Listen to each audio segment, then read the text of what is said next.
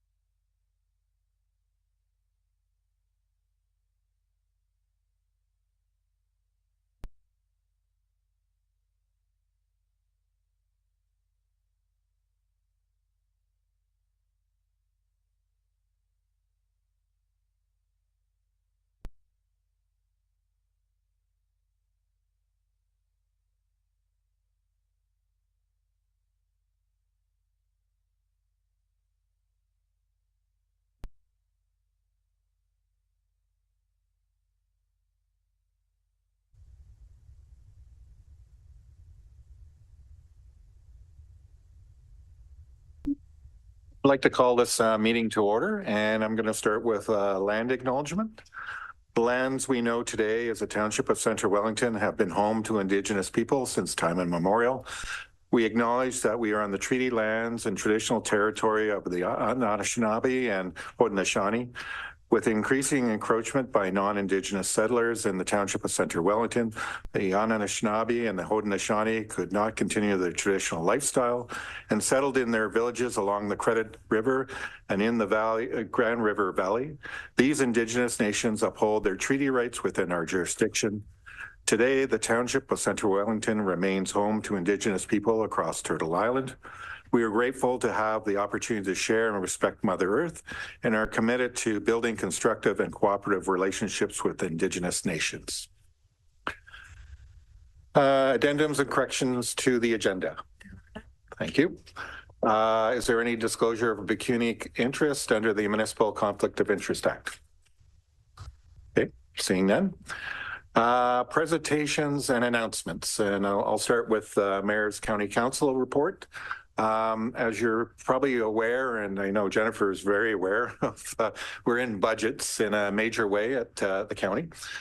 We had an overall presentation to County Council in terms of sort of the overall arching budget. And then what they do at the county is then they take them to the committee. So right now, all the budgets are being worked through the various committees. I'm on two of the committees, so obviously going to those meetings, plus I'm going to all the other meetings too to get a really good, clear understanding of the budget, and we're hoping to have that back to council for approval at the end of the month. And right now we're about 4.5%. So. If there's any questions or comments, yes. Thank you, through you, sir. So do you anticipate it staying right around there? The media is suggesting they're going to go for 4.3, but do you see somewhere within the guessing between 4.3 and 4.5? Right now, it's a bit of a, and I'm going to say this in a very nice way, it's a bit of a beast in the terms of the process. So these things, though, they try to push these things down, it becomes, usually it's a little more difficult just given sort of the nature and the numbers. But I know that definitely in some of the various committees, they are kind of trying to push that down, and knowing that it's been a tough budget year for everyone. As we know, we went through that process both at locally, and it's a tough process everywhere. Sorry, with your permission. Follow up with that. So do we have a basic dollar amount, whether it's 4.3 or 4.5, how much that'll affect each of our township community members' homes? I apologize for that. Normally I would turn to Ken DeHart, but I'm not going to ask that of Dan, and I'm not going to ask of Adam, but I will have an update when we get to that point. Thank you. Now I will turn it over to Councillors Committee updates. So looking forward to hearing any updates, or are we still pretty early in the new year? Okay, thank you. Do we have any delegations? Okay. And a new item, and we'll chat a little bit about it, and maybe an opportunity to explain. I know council is of understanding this, but also maybe for the folks who are watching on TV, to give a little a chat about what this is. So what we have is consent items. There's a consent agenda. Items are considered routine in nature and are voted on collectively. However, any member of council may request one or more items be removed from the consent agenda for separate discussions and or action. So would I'm looking at staff here, would anyone want to explain a little more about that, or is that enough in sort of the language? Well, we'd be happy to if council had any questions, but the point of the consent agenda is to expedite matters of a routine nature, and saves the mayor having to read all the resolutions. So, but we'd be happy to answer any questions.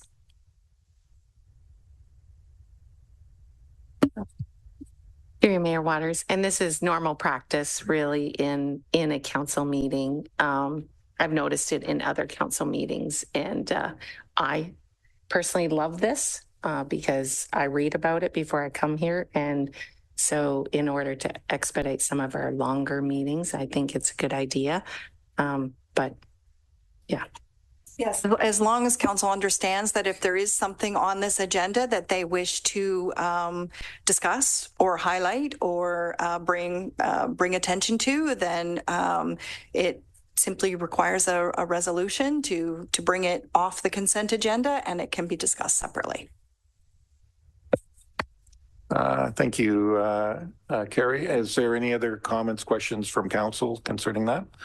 So we have a recommendation that the Council of Township of Central Wellington approve consent agenda items 7.1 through 7.3. So do I have a mover for that? Councillor Adams, seconder, Councillor McCraddock. Any comments or questions as it relates to those? Okay. All those in favor? So approved. So now we roar down to considerations of report. And item 8.1, Community Heritage Fund Program Establishment Report. Marianne. Hi, welcome, Marianne. Thank you, Mayor Waters. Through you to council.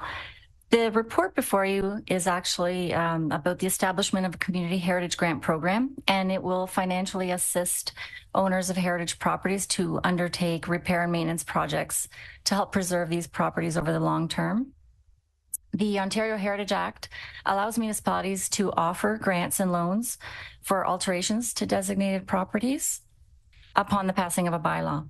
So the township does not currently have a heritage specific financial incentive program right now, although heritage is one of the goals in the community improvement plan incentives, so such as facade improvement. But for heritage specific, we don't actually have an incentive program at this time. So recent provincial changes to the Ontario Heritage Act actually reduce our ability to protect heritage resources, and municipalities have shifted their focus from listing properties on the register for short-term protection to actually designation. So that's more long-term protection of properties over time. The recent allocation of OLG funding, 3% to a Heritage Reserve Fund, provides ongoing support to meet heritage objectives and actually facilitates a grant program. So a grant program is considered the most impactful incentive right now that could be provided because it provides direct funds to owners of heritage properties and is relatively simple to administer from a resource perspective, as opposed to something like a tax rebate program, which has also been explored. But the return on that for a property owner is quite minimal, considering the amount of administrative time that's spent on something like that, because it also requires a heritage easement. So it is quite cumbersome for a tax rebate program. There's currently approximately $171,000 in the reserve fund just over the last 2 years. And that's from the allocation from the OLG funds. So what staff is proposing is a grant program that would be available to owners of designated properties. And right now in the township, we have approximately 115 designated properties that are protected by bylaw over the long term. It's proposing a matching grant program. So they would be funded up to 50% of a project, and that would be up to $10,000. One project per year would be eligible. And applications would have to meet, obviously, generally accepted standards and guidelines that are set out in the Parks Canada generally accepted practices that we use. Applicants would have to adhere to rules set out in the bylaw that's attached to the report and meet specific requirements such as obtaining a heritage permit. A call for applications would generally open at the beginning of each year and would close at the end of February. This year, we would close it at the end of March, just because we're already into January, and to allow first-time applicants to this program sufficient time to apply. And then it would be closed, and the applications would be weighed against each other. And of course, based on adherence to all of the guidelines and rules that are set out in the bylaw. Authority would be is requested to be delegated to planning staff to administer the program, and it would be reviewed by an existing subcommittee of the Heritage Center Wellington Committee that is currently already dealing with designated properties, so assessing designations. So they would be the ones assisting with reviewing the applications and making the recommendations. The annual available funds would be confirmed through the budget process each year, and staff would report back annually on the program take-up. So staff is recommending that council approve the program to encourage conservation of the township's resources over the long term, which is beneficial to the community, but also to encourage additional designations coming forward. Heritage Center Wellington has reviewed the general outline of the program and recommends that council endorse the program as well. And I'm happy to answer any questions. Thank you, Mariana. Comments, questions? Councillor Evoy. Thank you, through you, sir. Thank you so much. Just curious, you mentioned there's 115 properties currently designated. To your knowledge, are we missing some? Is there a way for us to let other property homeowners know that they might qualify for designation?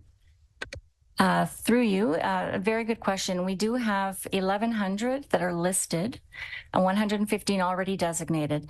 So the 1,100, approximately 1,100, are the ones that we've been reviewing for many years now, since the province allowed us to add non-designated properties to our municipal register. So those are properties that we consider might have value and might be worthy of designation. Just resources have not allowed us to pursue designation on those. It takes some time to actually designate a property. A bylaw needs to be prepared, research needs to be done, and then registered on title, the bylaw, and it has to come to council. So it is a process, but I would say there are definitely properties that would be worthy of designation that should be designated. And hopefully a program like this would help incentivize people to come forward and seek designation if they know that there's funding available. But we are also, as a committee, the Heritage Committee and staff are looking at the properties that are probably most worthy of designation over the next while, and obviously ongoing. But because of the changes to the Ontario Heritage Act, the municipal register, after January 1st of next year, all listed properties must be removed from that register and cannot be re-added for 5 years. So if a property is not designated by the end of this year, those 1,100 properties need to be removed from the register. Yeah, that's one of the implications of, yes. So we're trying to incentivize, obviously, designation. And we'll see what happens with government and if anything changes with respect to the municipal register, but that's currently how it stands. Councillor McDonald. Through you, Mayor Waters, this might be a left field kind of question. The McDonald Fund, is there any funds left from that we could put in Heritage Reserve? This is previous to me being on council, so I don't know all the ins and outs of it, and I probably should have asked you prior. I thought I'll just put that out there now. Thank you for the question. And through Mayor Waters, the Jack Car McDonald funds were fully allocated. There may be some that at the end of the day may not be used, but that may be more of a council decision at a later date, but they were fully allocated. Any other comments, questions from council? Yes, Councillor Jefferson. Thank you, Mayor Waters. Just a quick question with the CIP. If the heritage designated property takes advantage of the heritage grant, would that exclude them, or would they be able to utilize the funds in the CIPs as well? Thank you. Through you, that's a good question too, and they would be stackable. So as long as the project scope is different, they could apply for 2 funds, for both funds. But it would have to be a different project, because the idea is that the owner is also providing the funding for the project. So we would only be funding half. But they like, as I said, it wouldn't eliminate or reduce their ability to apply for a CIP for a slightly different scope of work on the same property. Any other comments, questions from council? Councillor Jefferson. Aspect. When we have the synthetic materials such as plastic, vinyl, or aluminum, would the engineered wood products be excluded as well, or would that be something that they could utilize for their siding and trim? Thank you. Through you, kind of not a very easy question to answer, just in terms of whether we'd have to look at what's in the bylaw. So each property has a designation bylaw associated with it, and we would review what the heritage attributes are, and then we would apply the Canada standards and guidelines. So it's basically a range of most preferred to least preferred intervention.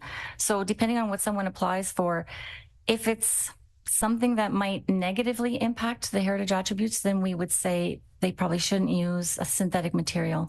But if it's something that wouldn't detract from or negatively impact, then it's a possibility. Like they could use a product that gives the appearance of a natural product, but there's a lot, there are a lot of products out there that could be used. And we'd have to do it on a case, like review it on a case by case basis. As long as it's not negatively impacting the property, it could be considered. A pre-painted, pre-finished wood type siding, for example, would be permitted. Councillor Wilton. Thank you, Mayor Waters. Just a quick question. I just wanted to confirm the timing of the report back on this year's program. So would that be before council made another decision on the OLG funds for the next year's budgeting process? I think maybe I would defer to finance staff just about reporting back on budget. Like, the idea is to in a given year, we would collect all of the information, the statistics of how much has been used. But we would have to, I would have to work with other staff about just timing on reporting back to council and when that would happen. Through Mayor Waters, we would bring the OLG allocation policy to council as part of a pre-budget meeting. Likely not the June meeting, but probably September or October of this year. So we could try to time a report on this to come at the same meeting. Any other comments, questions from council? So the records of that, the 1,100.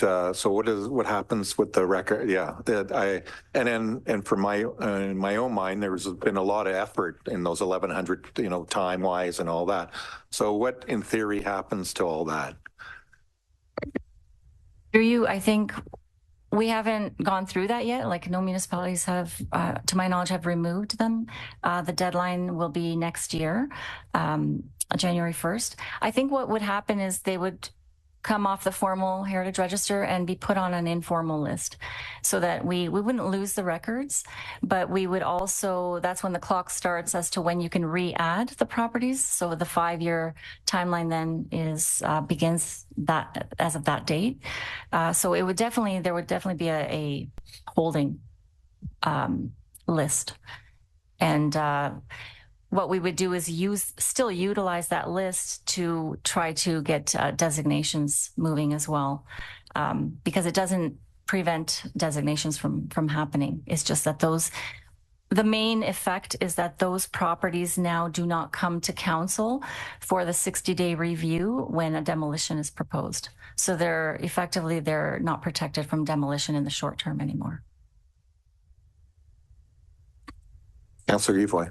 Thank you, through you, Mayor Waters, to add to that, because that's really concerning for me. I didn't realize this is the direction.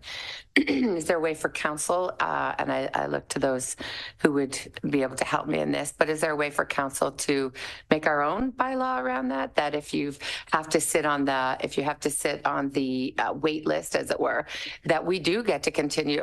It is a part of our strat plan, and heritage property is very important to this council. Is there a way for us to continue to protect it from our own collective lens, as opposed to from a larger, more provincial lens? Through you, without really giving any legal advice, I would say that the act is pretty clear that the rights are the owner's property rights, and that the municipality is not able to do the things that are outlined in the act. So the municipality cannot add that property to the register anymore. But as I said, you can still maintain a list. I'm just not aware of any other means that a municipal council has that goes beyond what is permitted by the Heritage Act, or that might contravene it.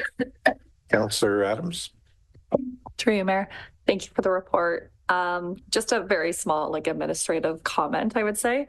When you refer to the OLG funding, I think it's just talking about a little bit of older language, arts, culture, and heritage, whereas in the new policy that's been adopted, it refers to more like the heritage reserve and the economic development, community impact, and capital.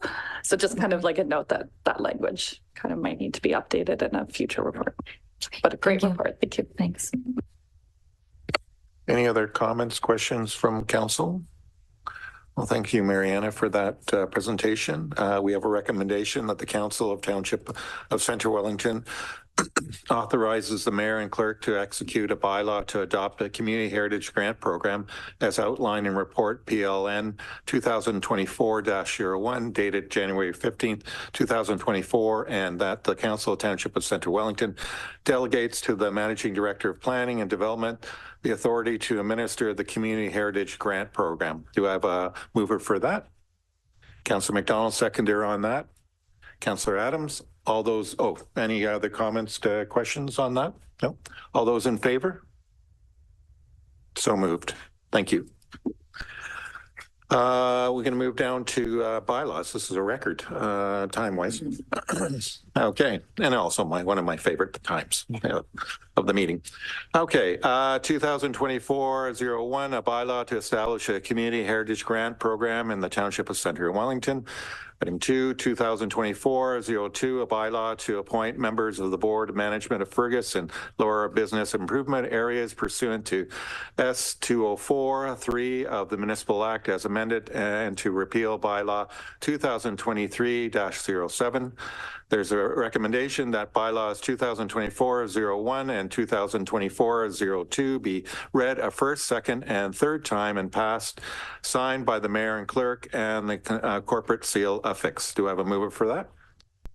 Councillor McDonald, the seconder on that. Councillor Jefferson, any other, all those in favor? So moved. Notice of motions. Okay, so there are 3 notice of motions, and these are to be considered January 29th, 2000 at our January 29th, 2024 meeting. And then motions where notice have been given. Nope. Okay, and then we will be moving now into closed session, and so we'll be going downstairs for that, so that the Council of Township of Centre Wellington can convene in closed session in accordance with Section 239, 2B, C, and F of the Municipal Act 2001, as amended to consider a personal matter about identifiable individual, including municipal and local board employees, proposed or pending acquisitions and the dispositions of land by municipality, and advice that is subject to solicitor-client privilege, including communications necessary for that purpose. So I claim that we are indicate that we are going now into close. Oh, yes. Mover on that, Councillor Wilton. Seconded that, Councillor Evoy. All those in favor? So moved. So we'll move into close. Thank you.